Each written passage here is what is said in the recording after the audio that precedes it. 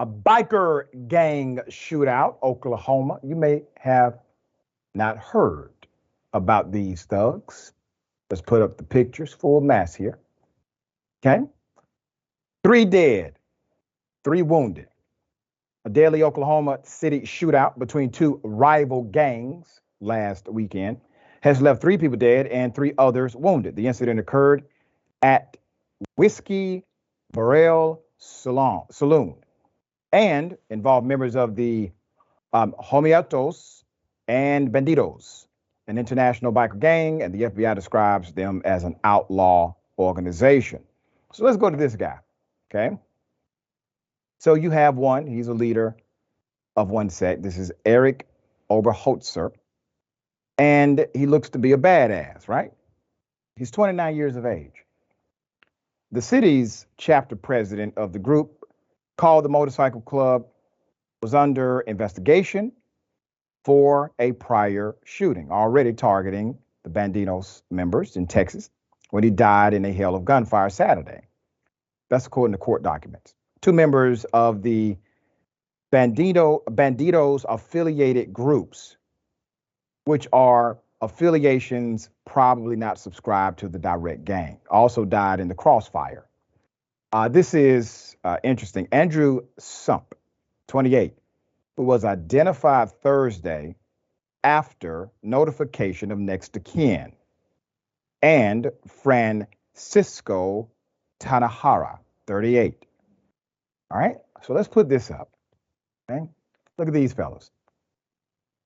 The Whiskey Saloon attack, which, by the way, not a national story, but should be.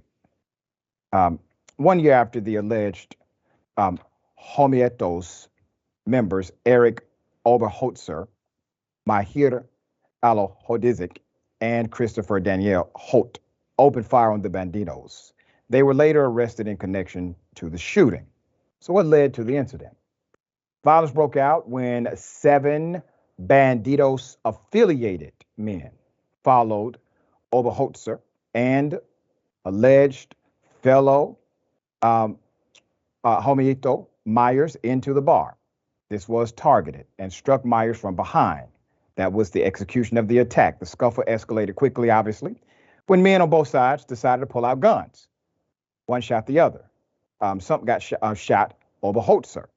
Douglas Jacobs, 47, allegedly entered the fray and shot Oberholtzer, who died while trying to change magazines and reload.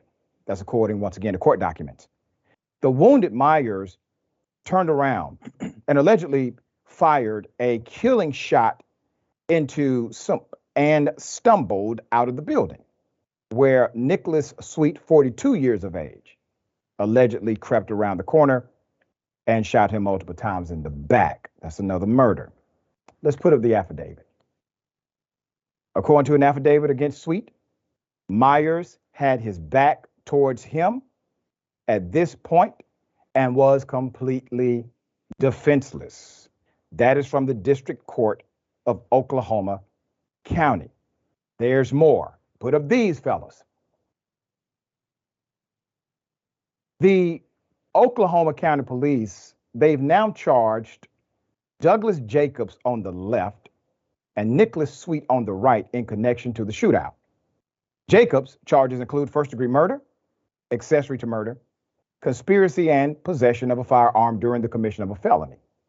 While Sweet faces charges including shooting with the intent to kill, being a felon in possession of a firearm, and accessory to murder and conspiracy. It is believed that Sweet and other members of the motorcycle club to his bar with support clubs for the purpose of attacking the Homietos and acting in concert. One of the documents obtained by Fox News Digital reads, the videos as described in the filing show a large group of motorcycles arrive and surround the bar just prior to the shooting. There's more. Put this fella up. Homieto Tyler Myers was also charged with first-degree murder after his release from the hospital. Jacobs and Sweet are both being held on a $20 million bail. That's according to jail records. Two others were injured, Clayton Owens, 36, and Felicia Wallace, 35. Wallace was simply an innocent bystander who was in the bar working as a DJ or as part of a karaoke event. Police told this to Fox News Digital. You see, we say biker gangs, okay?